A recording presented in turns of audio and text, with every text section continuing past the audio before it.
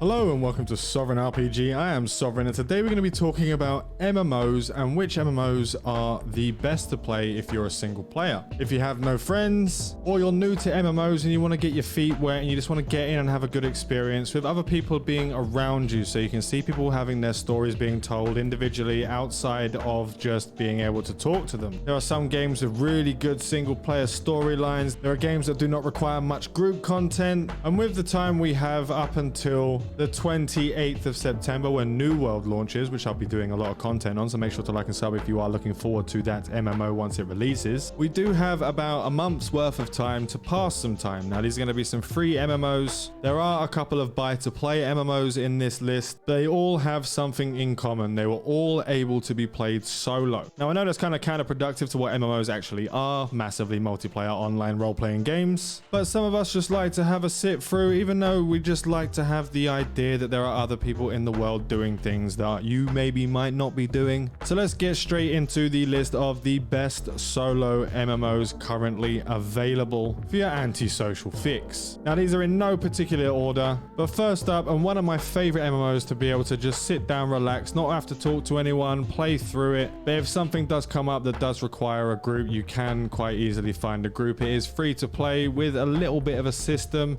that is involved in giving you a little bit extra with a subscription, and that is Star Wars: The Old Republic. Now everyone loves the Star Wars universe, and it is one of the best story-driven MMOs, if not the best story-driven MMO on the market. BioWare did an amazing job with the stories. Not all of them, there are some bad ones in there, but if you go for the Sith Warrior storyline, the Sith Inquisitor storyline, Jedi Knight storyline, it really depends. A lot of people really love the Imperial Agent storyline, which is one of the best storylines ever written, and it has an amazing male voice actor. If you want your main character to have a good voice, now it's not often in MMOs that the main characters, your characters, actually have a voice, so it's a little bit something different, and they all have their own voices, male and female characters. It's definitely something you guys should jump into if you are looking for that story-driven MMO experience. Now next up we have Elder Scrolls Online. There is a lot you can do as a solo player in this game. It is buy to play, and you do have to buy certain expansions if you want to continue in the game, but there are a lot of expansions that come with the subscription, the same pretty much free to play subscription bonuses that you'll get from Star Wars: The Old Republic. This MMO takes place before Skyrim, before Morrowind, before Oblivion. It's many years before, where players will start out in different places depending on what expansion that you have, and it has all of the usual Elder Scrolls tropes available: slaying monsters, crafting weapons, adventuring, finding all the stories out for all the NPCs. It is at heart an Elder Scrolls game with MMO side values, where you can choose whether you want to engage with other players or not. And this is one of the largest Elder Scrolls games available, even larger than Skyrim. It is larger than all of the Elder Scrolls titles, the single player titles, and it has more in it. It is basically like playing an Elder Scrolls game with some people running around doing some stuff by themselves, and you can group up with them for some group content, etc. And it's definitely one of the best MMOs to run around solo. Now next up we have an hardcore edition, which is EVE Online, which is free to play up until a certain point, and if you get a subscription you have a complete open system.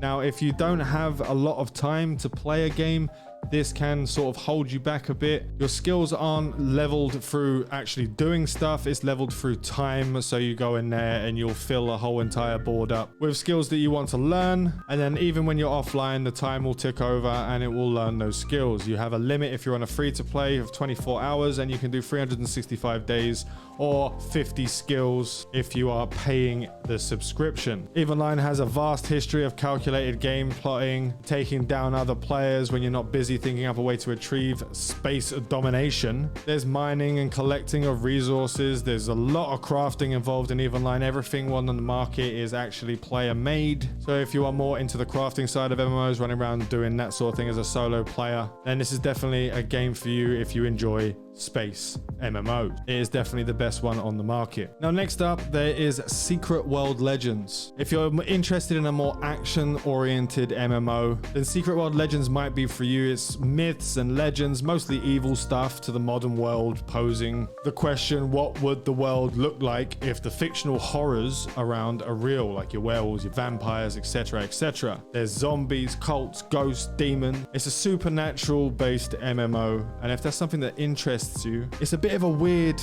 idea behind the MMO. It definitely requires more thinking from players to complete quests and has a more overall fulfilling experience to those looking for something more than just leveling up. If you're into the whole supernatural thing and something that's a little bit different from the rest, then Secret World Legends is definitely something you should look into. Next up, we have Planetside 2. It's an FPS which focuses on huge wars between thousands of players. You can fly around in air vehicles or run around in tanks or just run headlong at things with your assault rifle or your sniper rifle in massive battles for supremacy of planets. Basically, at its core, Planetside 2 is a fairly straightforward class shooter.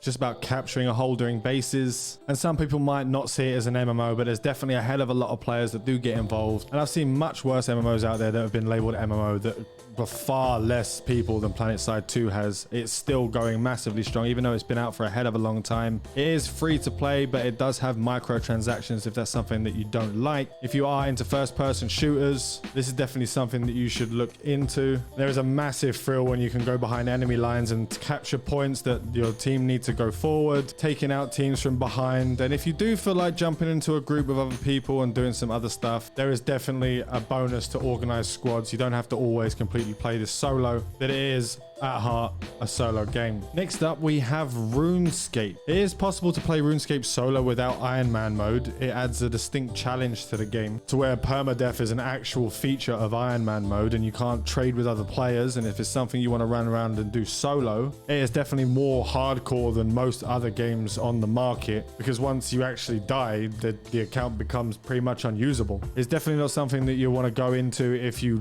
are not into a hardcore experience or losing everything.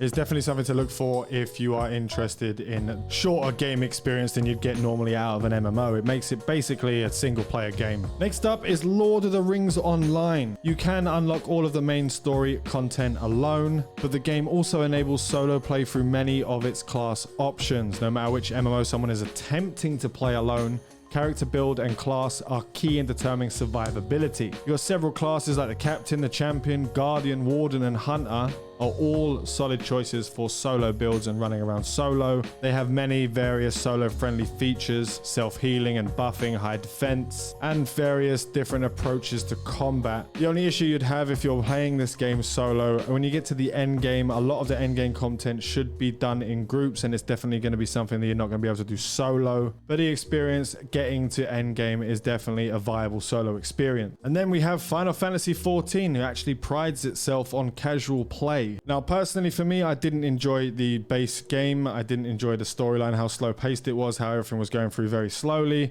But if you are into a more story heavy game like Star Wars The Old Republic, but less interactive and less choice based and more linear, then Final Fantasy XIV is definitely a game you can get into, and it's a game that you can play if you only have a couple of hours a day, if you have 1 hour a day. There's different quests and different activities you can do every day for solo play. You don't need to go into groups, although there is a group finder if you do choose to on a day that you feel more sociable. You can take on the main story quest completely solo, which it basically is a solo experience, the same as Star Wars. And you have a lot of NPCs that do help you out with some of the bosses when you're running through the story content. You won't need to group with random players at all.